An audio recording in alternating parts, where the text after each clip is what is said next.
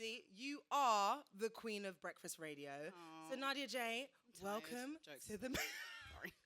welcome to the main street. Hi, how are you? This is great. This is amazing. She doesn't get enough flowers. It stresses me out. It pisses me off. I remember, and I've told you this many a time, but I remember working at West Side Radio for the first time. And I was so gassed, guys, because Remel London was doing, like, I think you were doing afternoons. And I was just going there to do a demo. And I was like, I've made it. I'm at the same station as Remel.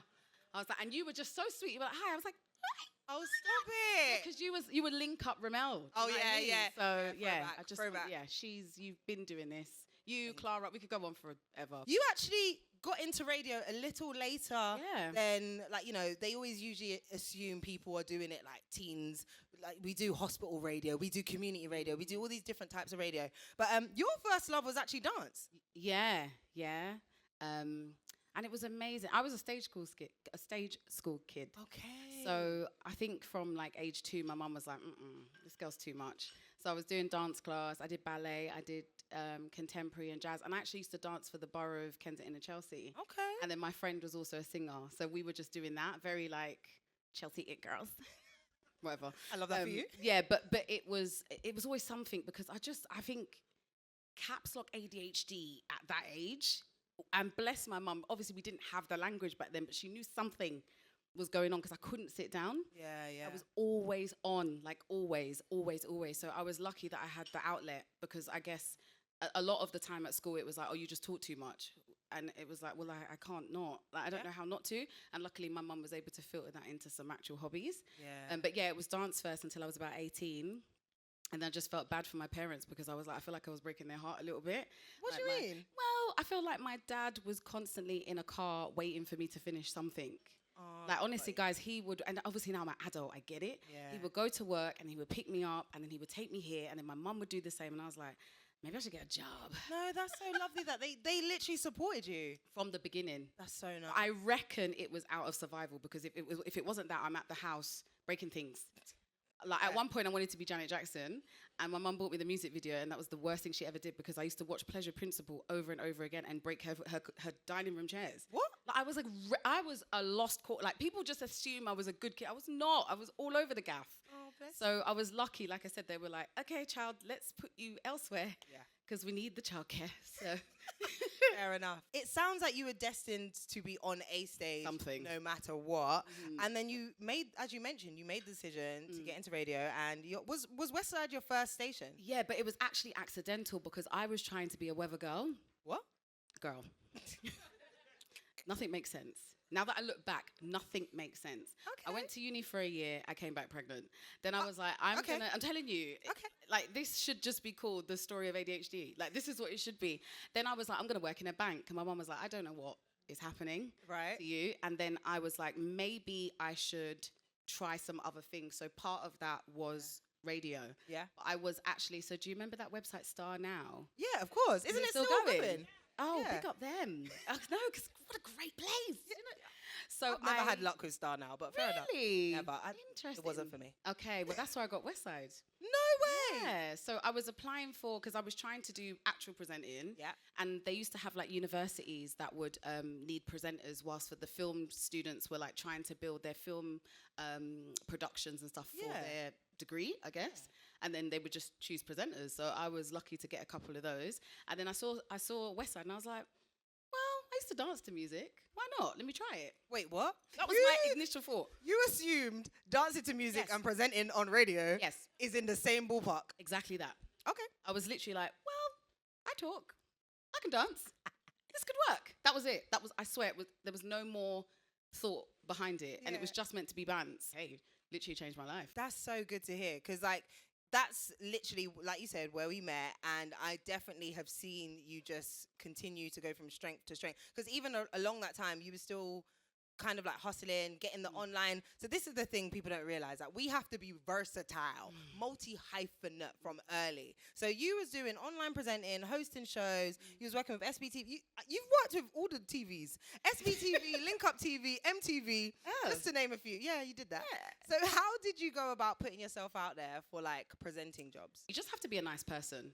I genuinely think half the jobs I got is because I just wasn't nasty, number one. Facts. And we know what that looks like in the industry. And then also, I think just being really fearless. Yeah. Like if you are not putting on a persona, it's really easy. Like I wasn't trying to be funny or likable, or I was just being myself. Yeah. So sometimes it wasn't even like I was applying any kind of knowledge or expertise. I was just being myself in rooms. Yeah. Back then though, bless us, we used to just post everything. So if there was one little job, that flyer was going up. Do you know what I mean? It could be a raggedy flyer that we made on canvas, but it was, and I was very much, and you're the same. Yeah. There was no shame in promoting myself. Yeah. So if I thought something was funny, I'm going to post it. Or if I like something, or, you know, I love a bit of gossip. So I guess posting stuff like that. I actually remember being at Westside when videos just became a thing on Instagram. Which is crazy. You're right. I remember because it was just sepia pictures. It was just sepia, and then just all the... And then it was like, oh, add a 15-second video. I will never forget it. Like, I remember I was at radio and I was like, oh my God, I'm going to do a video of me dancing to the songs or singing the song or whatever. I say that to say, I've just been lucky to meet the right people at the right time, but also perfecting your craft is really important. I would always watch yourself. I would watch Clara. I would watch, I don't know, like Leah Charles King. I would watch, you know, the great Moira Stewart. I mean, I watched them, June Sarpong. So I would always think, okay, what works for them? What works for me? And then just apply it, I guess, to whatever job that was. Again, you were picking up the skills along the way, because then you started DJing. I know, that was random. I can't wait to hear how you started DJing. How did you start DJing, Nadia? Okay.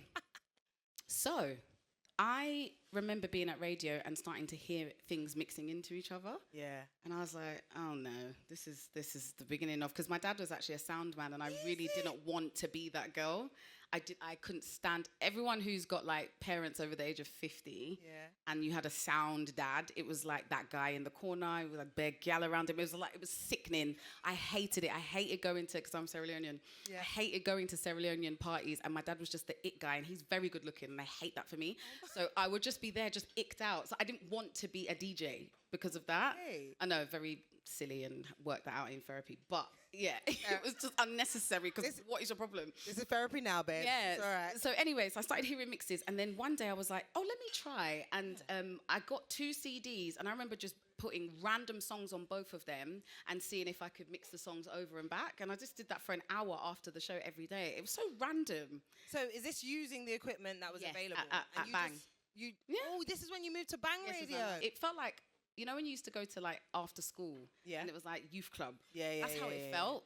But in your 20s. But in your 20s, I had a kid at this point as well, so I don't know what I was doing. And then I started DJing, and I was like, let me try and see if this would work. But simultaneously, I ended up having to move back to my mum's at the same time. Hey. So I had an issue, because I just finished university, and I had an issue with student finance, who I've just paid off them blood clots. They owe me 26p. They actually owe me 26p. Thanks for reminding me. I need to call them tomorrow. So I had an issue with student finance, because when you're a single parent, and I was working, so I was girl, what? I said caps lock ADHD, you're not hearing me. I told you. You're doing everything. I was working under the hours that required me to get taxed too much, enough for me to get child tax credits to pay for nursery and childcare. Does that make sense? Yeah. They hated me. They hated that loophole that I found. So long story short, they tried to take me to court and drag it out. And I was young, so I didn't really know how to I didn't know how to do that and do work and do parenting. Absolutely. So I came back home one day, and I'll never forget, I was like on the school run, came home, and I was like, so my key's not working. All my stuff was in the house. I called my mum, and then I spoke to the council, and they were like, yeah, we changed your locks this morning. With your stuff inside? With my stuff inside. In their defense, they sent me a letter, but I ain't reading that. So anyway, so then I moved back to my mum's, and you know that from that day, I was like, yeah, I'm not doing this anymore. I was like, I need to make it. I actually need to make a lot of money so that I don't have to I don't want to do this when I'm trying to make it. I'm not selling drugs on the street. Like I'm literally just trying to get a better life for my family and for my son. And I just thought, nah, I'm not doing this. So anyway, I went back home to my mum's. And I bought myself a DJ controller. Oh, well done. Geared myself up. And I had a job. So I had a really good job, a PR job at the time. Okay. And I was like, I'm going to buy a controller and that will make me feel better. And that is where it began. Oh, my gosh. People blocking your blessings is what made you grind even harder. Yeah, because no. Yeah, I hear it. How was it, in all honesty, like, as a mum coming into the creative industry a little later in life? Yeah. How was that for you? I had fun moments because I love being an anomaly. Okay. I love it. I think it is like my favorite thing to be like, I can't? All right, give me a second, I will.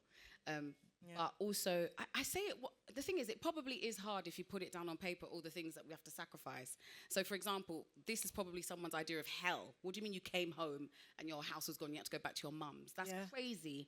But we made it work. I stayed there for 4.5 years, I think 5 years. Wow. But if I'm honest with you, it was the best thing for my son at the time because he was just finishing year 6 and was going to school around the corner from my mum's. And it was a nicer area.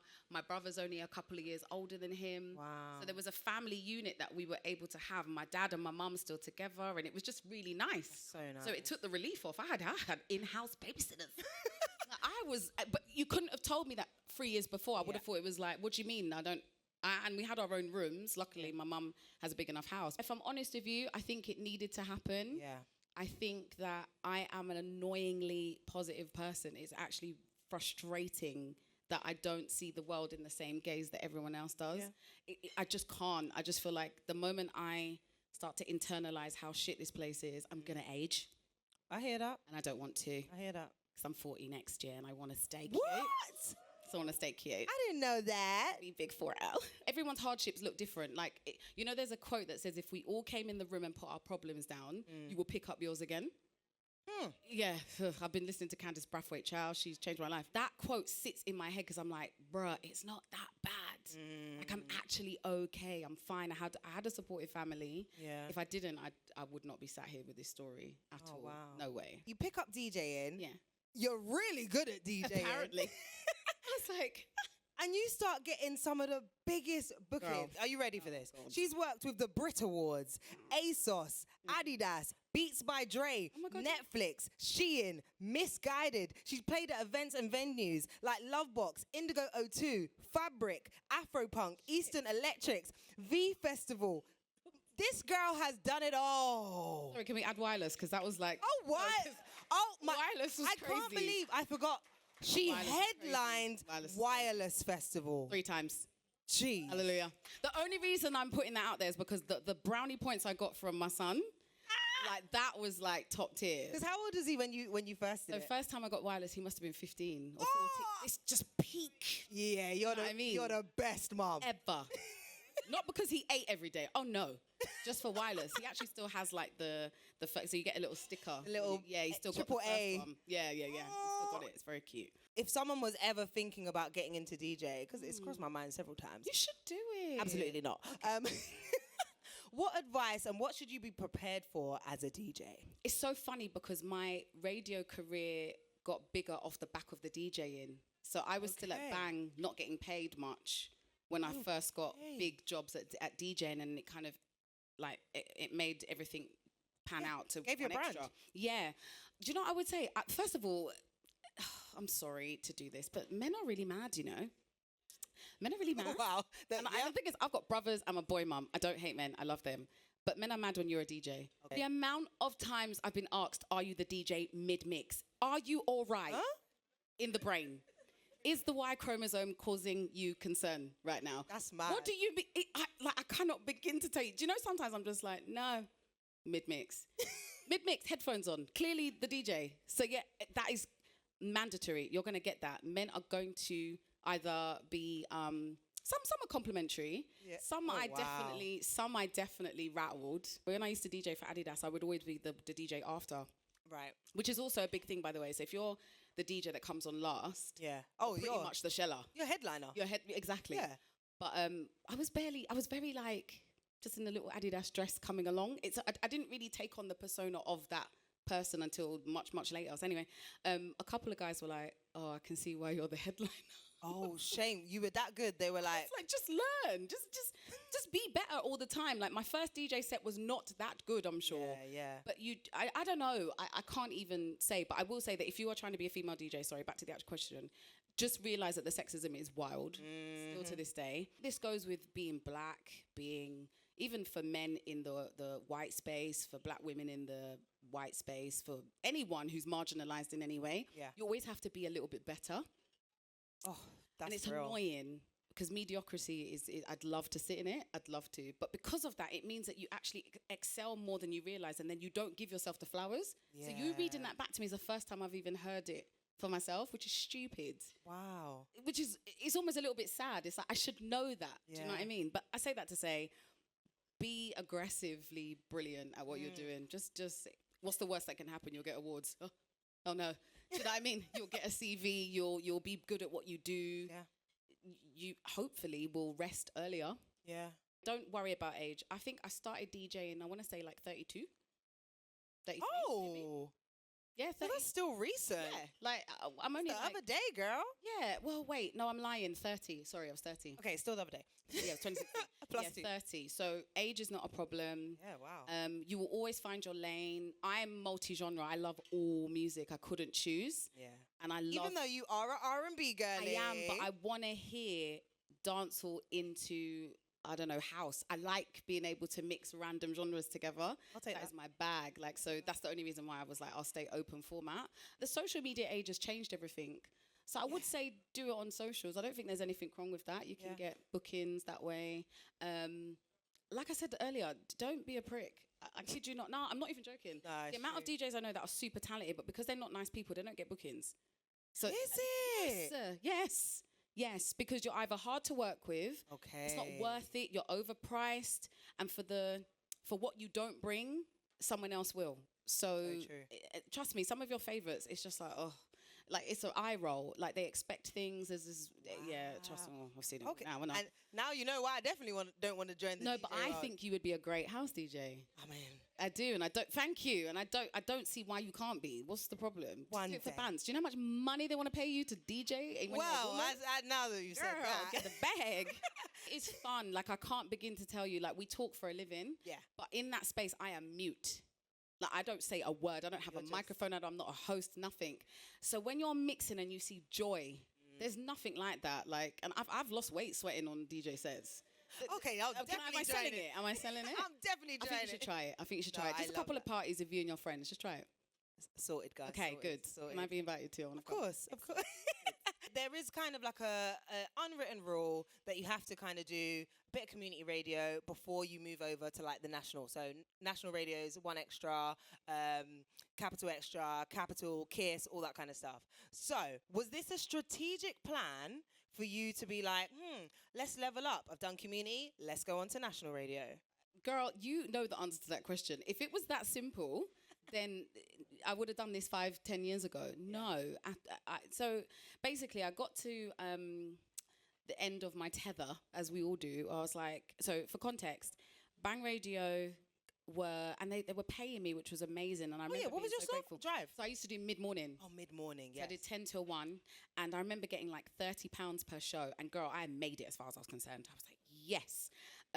But what was starting to happen is, I've got a story. Right. So what happened was I actually got an email from JD had a radio station at one point called JDX. It was so random. And they asked me to go and demo. And it was really out of town. And I remember, girl, I had £20 petrol. And I was like, I'll make it down there. I'll be fine. My car, as we got to, I want to say like 4 minutes before I got to the venue, my car just died. She just went, choo, choo, choo. I said, oh my God. And guys, I had no money. I remember being like, right, what am I going to do? I don't have rescue. I don't have nothing. Like I was just sat on like a mini roundabout as well. I was just sat there in this Peugeot 207. I managed to get someone to look after it. And they were like, look, your engine has died. There's no point in you spending all that money to get a new engine. You might as well just get a new car. The tears I cried that day. Understandable. The tears, because I was like, this was my way to national radio. This was supposed to be my dream. And I called my parents and blessed them. They were like, oh, we'll send you money. Come home. I was still living there back then. And I bawled and I bawled and I bawled and I cried for like, it felt like a solid day, but it was probably like an hour. And I remember being like, that's it, then I'm done, because this was supposed to be it. Yeah. God sent an angel in the form of Jenny Francis. What? Girl. The Jenny Francis? Right? So I DM'd her on Twitter. There was Twitter at the back. Yeah, I even forgot to shout out Twitter. Yeah, Twitter back then. You could just do random things like that, you know. You could just DM someone, innit? And so they would actually reply. I must have DM'd her weeks before that. And anyway, she messaged me back and was like, oh, because her daughter Princess was following me at the time, and I remember like interacting with her daughter. So she was like, oh, my daughter's spoken to me about you. I don't mind meeting up with you. I couldn't believe it. I could not believe it. Yeah, that's God. Yeah, it was. And we met up in, I want to say North London somewhere, in a hotel. And I said to her, calm, I was like, yeah, so I'm just going to leave Bang Radio, and I'm just going to just like, I had a R&B platform at the time called CRB. Yes. And I was like, oh, I'm just going to do this. And she was like, literally, she, you know when someone's like poised, and she's saying it in a nice way, but she was like, you don't leave a slot unless you've got another one to go to. Okay. I was like, oh Lord, I can't ignore this, can I? I didn't ignore it. I ended up staying, and then I ended up getting an email from Rinse about joining Rinse. Okay. And then I joined Rinse, and then I got an email after that about joining 1XTRA. And then wow. 1XTRA, yeah, it was crazy. But I almost quit. So you basically were headhunted just before you was about to quit? Yeah, literally. Wow. Literally, within the space of like 2 weeks. I was quitting. When I say I was quitting, God was like, rally up the troops, quick, she's quitting. Shit, she's had enough. She's not my strongest. And sometimes you don't know what you're saying to people. You don't know how it comes across. So you don't know how many people you've met. Like I said, I met you, and you probably were just like having a great day, but your friendly face made me feel like, yeah, what I'm doing is great. And you don't know that. You don't know what you're doing for other people. But yeah, Jenny, whew, that was a conversation and a half, man. That's amazing. I'm very, very lucky to be able to have that story. This is one of my favorite parts of your story, because a lot of people I don't know if it's public knowledge. I mean, it's your friend, Lottie. Yes. Previously, the BBC Radio 1XTRA breakfast show host. You're actually schoolmates. Yeah, and we didn't tell anyone for years. Literally, for years. And the fact that she decided to leave Radio 1XTRA, but got to pass the baton onto her friend, you, is like the most beautiful story, because I feel like, again, they kind of make taking over a radio show a bit of it becomes a bit dramatic. It becomes a bit of like, you know, oh, she taking my slot and da-da-da-da-da. And it's like, no.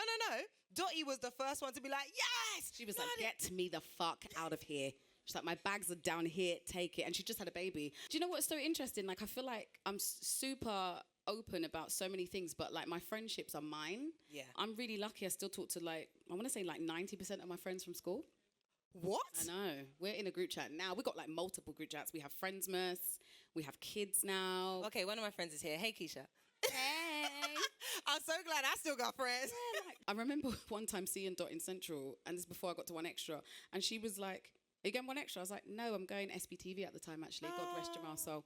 And she was like, ugh, like huffing and puffing, because actually, this is why it's good to not be that C word, because her and, almost said his real name, DJ Ace, can I call them my Ashleys? Yeah. So the two of them were like plotting to get me in. I love that. That's what I'm saying. I couldn't tell you when people are rooting for you what it does for you. Absolutely. I don't know. I just know that they were like, Nadia. And I know that they told me. Don't get me wrong. I was like, really? Me? I was just trying to do weekends. I mean, I was just trying to do one slot. I was happy to get one slot a month. That already paid me the same amount that a month at Bang was. Oh, damn. Yeah, I was good. I was like, I've made it. Yeah. So, yeah, to get that slot, and I got it so quickly. Yeah. No, but it was overwhelmed. It was the right time. For everyone else, I was like... Was you not ready? Obviously, I was, but I was like, well, it was very much like, guys, we're on lunch break, so when you find your breakfast presenter, let me know, and I'll go back to weekends. I promise you, I was not thinking I was going to take over. Because you thought you was just a cover. Definitely. Wow. I know. But guys, everything is a mistake. Essentially, my whole book should be called All the Mistakes, because nothing was on purpose. I hate that it's not like this, like, long list of manifestations and stuff. I did manifest money amount, but not like how to get it and what to get. Oh, wow.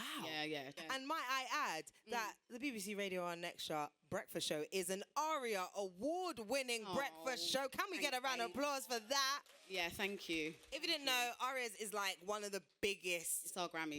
It is our Grammys, biggest broadcasting award ceremony there is. I just want to add, it's 2-time nominated. Oh, okay. No one's ever had that, so that's now their thing now. They're like, no, I've been 2 times nominated. I'm like, yay. I know the BBC love they that. love it. They love it. It's their favourite thing to say, like, and I'm happy for them, like, because they've got a lot of problems. So if you need a moment, take it. I'm not mad at that at all. Everything that radio is, I get to be myself every single day. So I can't fault them for that. So Nadia Jae, what makes a good radio show and a good radio presenter as your award winner, darling? I think the first thing is good music. I think the second thing is to be a music lover. There is no point in you doing anything to do with music if you don't love music, because it will come out and it will be very obvious. And then you get to storytell and you get to talk about why you love music or whatever it is, just however you frame that. Not being afraid to talk your truth, whatever that looks like. I think a lot of the broadcasters nowadays are so... Well, first of all, they're younger. Yeah. And I came into this as a grown woman, essentially. True, fair. So you're not going to tell me anything about myself. It's just not possible. The fuck's giving... Oh, sorry. The F's give... You're here now, girl. Carry on. The raggedy... I don't know what else to say, but I no longer care. How do you not swear in the mornings? Because it's morning. So you're just naturally more polite. We caught you at a... No, after like 1 p.m, it's potty mouth galore. Is it? I would have never known, Nadia. It's interesting, isn't it? The F's given. I can't think of another word. Sorry. They just go out the window after 30. So I don't really care. I don't care to impress anybody. I don't care. I just don't. Yeah. If it's not affecting my life and the world as it exists for black women, I don't care. Just being grounded in yourself, knowing who you are. So when I say things wrong all the time. And my favorite thing on air is to be like, well, guys, you know me. You know, like people know me. I feel like, and I have really horrid interpersonal social relationships with people because now we have WhatsApp on radio. I know these people be telling me their business, guys. And I'm like, this is going to go on air. And I have to remind people, like, because they've got their phones. Yeah, so they're voice noting. Right. Yeah. They're like, oh, Nadia Jae's asked me this. And then I'll say it on air and they'll be like, didn't know you were going to say that. Big girl, Miss Ma'am. Miss Ma'am, you pay for this service. This is actually coming out of your pocket as the BBC. Talking on radio, the key is to make everyone feel like you're talking to them, but also talk to one person at the same time. Yeah, absolutely. Which is crazy. It doesn't even make sense when you put it like that. But yeah, and I think good content based on who you are as a person. Yeah. So like Nick Bright, he loves football. Yeah. Talk about that. Talk about sport. Yeah. I don't. I want to gist, girl.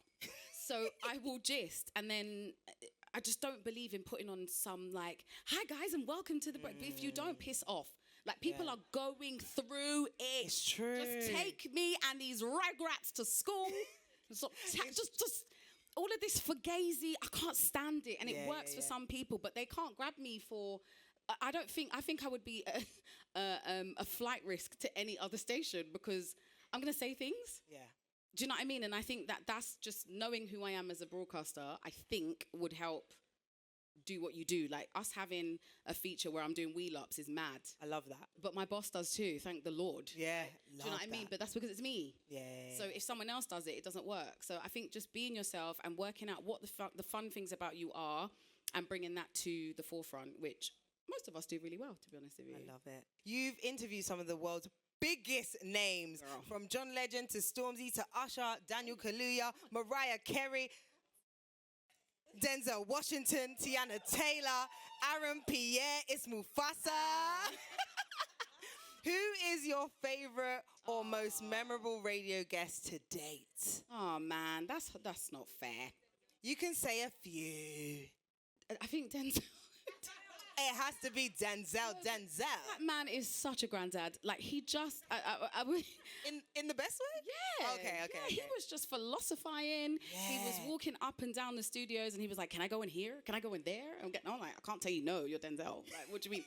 But there was one part where, so there's when we've done the interviews, you do a drop where you basically say, hey, this is whoever the person is, and I'm listening to Nadia Jae.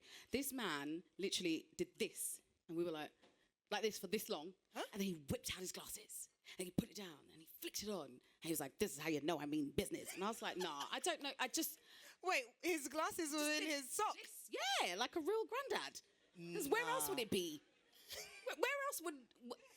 In his pocket? Girl, there were so many things that didn't make the cut. I think the best part about what we do is being able to comfortably remind our guests that this is the black part of the BBC. Yeah. So when they come in, I remember Gabrielle Union came in and I had like, don't cuss me, Caribbeans. Look, I like it, okay? But you know that porridge that you can make and you pour the hot water in? I can't even remember. Gracie's? Is it called Gracie's? No, Grace's porridge. Cornmeal. The cornmeal porridge. Yeah. I love it so much. I know I can't cook it, whatever. I'm not Caribbean. Anyway, it was outside and she walked in. She was like, who's Caribbean here? And I was like, no, I just love it. And she was like, oh, but, and then we just went into a conversation. Yeah. She was like, you're blackity black. And I was like, yes. It's so crazy how Americans don't think that we are black. No, they don't have a clue. Okay, Sorry. not all Americans. I know there's some Americans in the room. Hello, hi. Oh, not all. Yes, sorry. Some. Hello, hi. Maybe the ones that the proximity to the BBC. The ones that aren't here, basically. Yeah, because I guess they're just like, you're at the BBC, you need to be prim and proper. Yeah. And then you meet me and I'm like, hi guys. Anyway, I can't begin to tell you how many favourites, man. There's so many moments that are like when Giveon walked in and was like, what did Giveon do? This man said, ew, why are you guys playing this song? And we're playing Heartbreak. His song? Nah, that's crazy. And we just started laughing because we were like, do you hate it? He was like, yeah. And we were like, okay, let's turn that down. Should we just cut your PRS now? No, or? we clipped it and put it up and he loved it. But there's just, I can't even begin to tell you. I will say Denzel just for the culture, but actually Aaron was really good because he wasn't well known yet. What? No, it was just... Was that before? Spirit Tunnel was just before. No. And I was like, we ate. Because he'd been on 1XTRA before when he was up and coming, so he wanted to come. He was a fan of us at the Imagine. Oh, I love that. Imagine. I love that. He was like, can I go on Nadia's show? And I was like, yeah, come. Not the request. Yeah. Oh, we get that a lot, by the way. I love a lot that. of requests. And he was so humble and he was so sweet. And then obviously the blow up. Yeah. And I was just there in the comments like, we got him. I loved the Cabs family when they came in. I loved when we had Poet and Lippy because they're friggin' hilarious. Is it crazy? I loved Kalani. I couldn't tell. We just had Cynthia Erivo. Like, I love her. Amazing. I actually did oh guys, I'm so sad. I actually wrote a fake for good tattoo on my hand. I saw you post that. Grow up. That's so cute though. No, it's actually cringe. I love that you are literally friend to the stars. Yeah, well, I tried. You're friends to the stars, girl. I humanize them. I think if you're going into interviews, and I said this backstage to some of your girls, I was like, when you are talking to people, first of all, they're people. Yeah. Second of all, be really conscious of over talking over the person, because we're talking about what journalism really is and what interviews are, and it's about finding out something you didn't know about the person. Yeah. So I remember I got a lot of interaction about the Mariah Carey interview because contrary to popular belief, that's a biracial woman. And that woman loves hip hop. Oh, okay. She's worked with Jadakiss, she's worked with Snoop Dogg. True. She goes here. Like this was a woman that was working with Bone Thugs in the 90s. Very true. And it didn't make no damn sense for her to do it. Tommy Mottola must have been cutting his hair off, thinking, what is this girl doing? Yeah. So when she sat down and asked me where my outfit was from, which was very, very cute, and I told her it was from Zara, and now she wants to go shopping.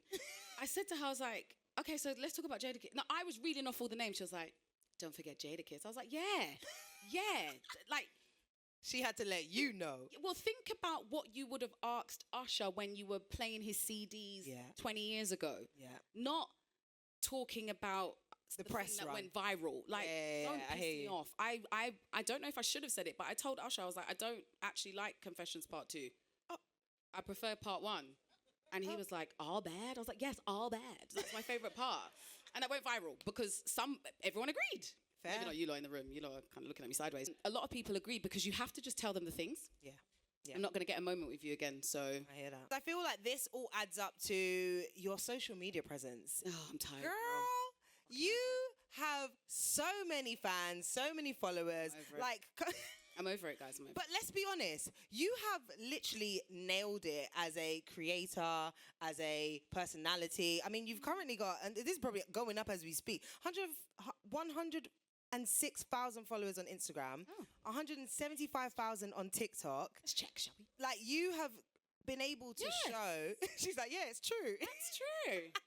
You've been able to grow an incredible following, and you're so engaged. You're so engaged with them, which is beautiful. So for you, how important is it to have a following when you're trying to get into the creative industry or trying to maintain, I don't know, a radio show or hosting or all that kind of stuff? I actually hate it. I think it's the only part of my job I hate. I feel like, can I just be a girl?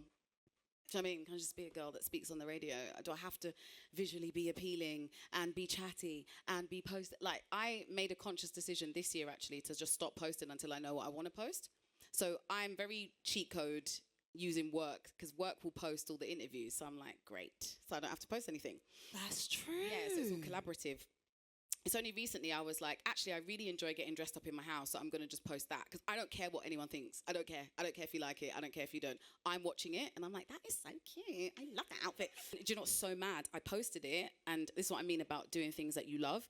And within a week, my agent got an email about Next collaborating. They paid me a stupid bag to collaborate, to post their stuff. And I was like, well, look at that. So you just have to do what you really like doing. Yeah. On TikTok, it's the same thing. One day, me and Kai I don't know what I posted, it went viral. You and Kai. I remember seeing it. I was like, that's my video. What's it doing on Lad Bible? Or whatever. Yeah, I was like, what's going on? Because I just caught him doing some stupidness in the house. Him and his friend were singing. No, what were they doing? They were rapping. The video where they basically put their phone up and they were dancing, doing TikTok dances to the video. But it was drill music, and it was like, everyone was like, the mismatch is crazy, because my house is just this cream, lavish front room, and here's these boys trying to be roadmen. But it just reminded me of a time as a kid when you just be doing your stupid dances and your parents come in, you're like, like that used to happen to me all the time. Of course. Of course, I was a performer in it. Exactly. So I say that to say, social, just please do what you want. Luckily now, because we've had conversations about this, about, oh, we need like 60,000 followers. Piss off. I'm really good at what I do. You either want me or you don't. Now it's not as bad. Now it's more about engagement. Yeah. How many clicks? Because you can have a lot of following, but if you don't have engagement and people don't talk to you, then that doesn't correlate to sales or clicks or whatever it is that they're looking for, because even I don't know to this day. I remember being like, I just want to get to 100K. I just want to get to 100K. And I did. And I was like, yeah, that's not pounds. I hear that. I was like, I can't buy a bag with it. I was really disappointed. Oh, so it's not all it's hyped up to be. No, because I mean, you can say that. Yeah, but no one's going to go home tonight and be like, wow, man, she's got 106K followers. I wish I'd known that before trying to gather every last bone in my body to get those followers. I wish I'd known that. It really doesn't matter.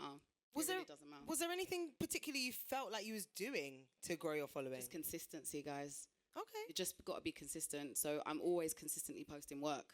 Yeah, true. You're on every day. Yeah, I'm on every day, and then luckily 1XTRA will post and they'll collaborate, and then whatever I post in the interim. I love being a girly pops. Like, I like posting nice pictures of myself. I will say, though, something I have noticed about socials is that in the nicest way possible, even if you're following someone, not everyone cares. So I'm quite strategic in how much I post of the same thing. Yeah. I will say that. Yeah. So if I've gone somewhere, I'm going to use them 20 slides. Oh, you best to scroll, because I'm not doing this again. So it's just, what did we do in October? Like, and then I'm done, because I'm not doing it again. Gather all those likes, we collect them all in this post, and then we move on. Because I look at Instagram as almost like a visual CV. Absolutely. So when when brands are looking, and this might come from, because I have a marketing degree as well. So I actually went to uni after having the kid. And with MC Saatchi. Yes, they're a brilliant agency, and the social team looked at my page one day and they were like, we only need 5 of your highlights. Oh. And I was like, delete. No. Bam. She was like, why do I need to see where? She was like, no. TV, radio, just 5. Yeah. Then she was like, good quality pictures. Oh, okay. Put all the little raggedy ones inside the slide. Okay. Which I do anyway. You put come on, let's be honest. Put your best photo as the cover, guys. Please. Even your reels. Just change to even, sometimes there's some hideous pictures. I don't know why Getty do this. Getty just really ruined some of my favorite looks. I'm like, who took that? Who looked? That's not what I look like. Yeah. Why do you press send and post? I'm telling you, when people look and they just see mess, it's just too much. Got a nice glossy photo, guys. If you want monies, get that. Because if you think about it from the brand's perspective, what you post represents them. Absolutely. So when I'm off hosting or whatever, they know I'm going to look good. They know I'm going to do a get ready with me. They know I'm going to post. And that's why I get invited everywhere all the time. Yeah. Oh, yeah. You post. It's simple marketing. You mentioned your management, because I'm sure there's a lot of creators in there thinking, oh, maybe I should be looking for a manager, because they gave you what? Sorry. They gave you great advice about your social. So what would you say about looking for representation, an agent, whether that's... Don't look, they'll find you. Oh. My agents found me. Money management look after a lot of people at 1XTRA and BBC, and I was adamant that I wanted to be with them. I remember being like, yay, and then I had a meeting with them and they were talking about taking percentage on radio, and I was like, no. Oh, you got that yourself. You didn't get that for me. Yeah. And then I was trying to work out what do you give me whilst I'm giving you my 12%, and no one had any answers for me, so bye. Like I said, that comes with age and just knowing, so I only signed with MC Saatchi maybe 4 years ago now. Wow. So I was deep in, I just started Breakfast. Yeah. And I've also got a voiceover agent, and we were the same one. Sue Terry Voices, yep. And Sue Terry emailed me and said, we listened to your show. Oh. And we want you. Oh. You need to go where you are celebrated and wanted. That's not to say you can't go and have meetings, but I wasn't in a place where I wanted to sell myself. I just wasn't. And I was lucky that, and I will never forget MC Saatchi, they emailed me and said, come in. We sat down and I said, why do you want me? Because I looked on the wall and they had Sir Trevor McDonald, and they had Alex Scott, and they had Laura Whitmore, and they had all these amazing people, and June Sarpong. And I said, so why are you meeting me? And they were like, we don't have a young black woman. I was like, oh, I'm in. I'll get all the jobs. That was very honest. And I was like, I'm in. And they were like, yeah, we want our Maya. I was like, oh, and I'm in. That was it. Wow. You just need that. I don't know how to take that. I loved it. It was a bit me. Because I feel like that's a little bit of a mixture of, I'm the black girl. If you're going to token me. Oh, okay. I hear that. Their thing was, we are in rooms where we need someone who looks like you, and we want to push you in those rooms. We don't have representation of you in those rooms. Okay. There's no other black women getting in those casting rooms. I hear that. And if I'm honest with you, if we're working with colonizers every day, I need the colonizer to because why are we lying to ourselves? We are working with colonizers every single day.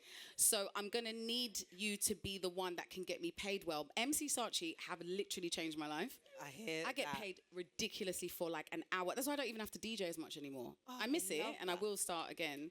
But please, clap. Get the money. What's wrong that's amazing. with it? Get the money. It's true. Find the bag. It's just the loophole. Like I said, guys, we're in the UK. We know what it is, innit? We know. Yeah. And whether you're in corporate, whether you're in what we do, whether you're in whatever it is, production, whatever it is, you could be even a nurse. Yeah. There are some people who are in a position whereby they are the token, but they're making a difference. So it's entirely up to you how you want to take that. Like, that could be very sideways to a lot of people, but for me, they understand me. Yeah. They are very on the beaten track. India Polak is also with them. Okay. So it's not like it's, oh, come on, little black girl. It's not like that at all. Yeah. But also, don't take me for Egypt. Like, I want you to know that I know. Like, let's just be guided. Absolutely. Do you know what I mean? They run them zeros, man. Not the zero. It's just zeros. And you deserve it. Every one of us that do what we do, we deserve agents that can be like, yeah, if you want her, you need to run the coin. And that's what they do for me. Ooh, I hear that. Congratulations, girl. I just anoint it on you all because amen. I want it for all of us. Double, zero, zero, zero, zero, zero. Thank you so much for sharing. Well, Nadia, it's come to that point where we ask you for your top 5 tips to make it in the mainstream. Be yourself. I know it's cringe. Like yourself, actually. Ooh. You have to really like yourself. Yeah. If you don't, people will just be telling you things and you'll just be believing it, or you'll just be second doubting yourself. And I just feel like especially now where people are putting on personas. Also, allow envy, jealousy, whatever that is, rage. Allow it. Okay. Let it just come up. Mute people. It's a great button. Yeah, absolutely. Good for She's talking about on social media. Sorry, yeah. It's okay to mute people. It hasn't happened in a long time, but I remember someone was getting DJ bookings that I felt like I should have got, that I never got, right? And I remember thinking, so this is obviously not about the person, it's internal. So I'm going to mute the person so that none of my energy is on them. Absolutely. But also, I'm going to invite myself to ask what I want, because obviously there's a void here and I'm not feeling it. Yeah. So what is it you want then that makes you feel that that person's got it? Because do you want what they have, Or do you just not want them to have it? Like, you have to really ask yourself those questions, because actually in this industry, not everyone is your friend. And I hate that for us. Unfortunately, but it's so true. I hate it because everyone's my friend as far as I'm concerned. When you feel any envy, any of those feelings, please allow them to get to the surface and just work around them, because it's nothing bad. It's just your body reminding you that you want more. Oh, I like that. Just get it. Like, you need more, and get that page out and start writing and doing what you need to do, and invest in yourself more, and you'll get your version of what that looks like at some point anyway. Fourth thing,